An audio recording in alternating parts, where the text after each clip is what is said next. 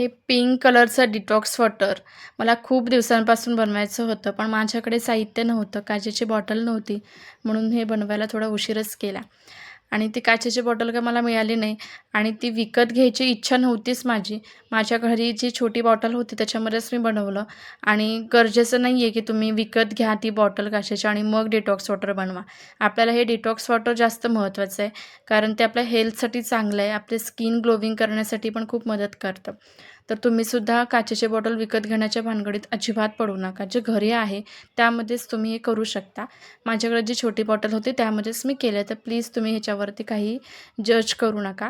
मी इथे काकडीचे 2-3 स्लायसेस घेतलेत. काकडे आधी छान धुवून सोलून घ्या आणि मग त्याचे स्लायसेस करून घ्या. बीटसुद्धा स्वच्छ धुवून घ्या आणि त्याची साल काढून घ्या आणि त्यानंतर त्याचे स्लायसेस करून घ्या. लिंबूचे 2-3 स्लाईस घ्या आणि पुदिन्याची काही पानं घ्या.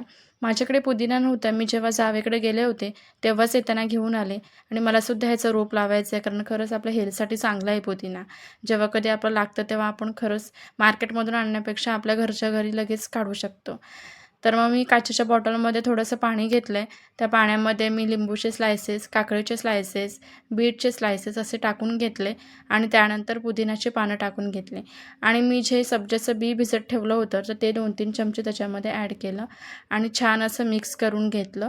जेव्हा आपण हे मिक्स करतो ना, छान शेक करतो हे पाणी, तेव्हा जे बीटचं कलर आहे ना, ते पाण्यामध्ये उतरल्यानंतर खरंच हे डिटॉक्स वॉटर दिसायला खूप छान होतं आणि इतकं सुंदर दिसत होतं. जेव्हा मी शेक करत होते ना, जसं कलर एकदम पिंक झालेला होता.